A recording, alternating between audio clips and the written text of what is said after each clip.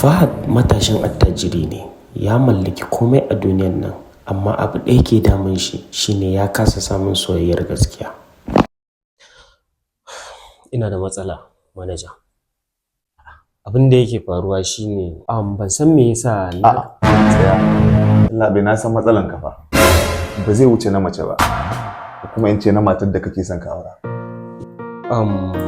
Da Allah manaja, ina so a samu min tsofaffin kaya. Daga yau zan fara rayuwa irin ta talaka. Yalla bai kuma zaka iya? Insha Allah, har sai na samu macen da ke so na tsakani da Allah. Shikenan, indai haka ne kake so za a yi din Allah yarda.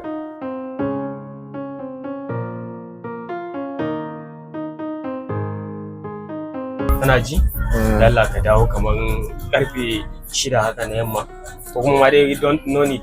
To ba matsala Alhaji, ai duk abin da kace shi za a yi.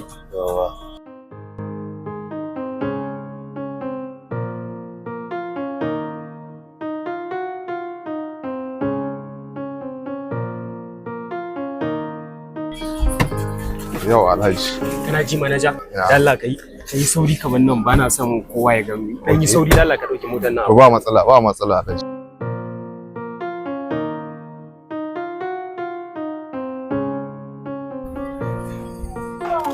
Nawa wannan? Kasuwan ne yau an cika.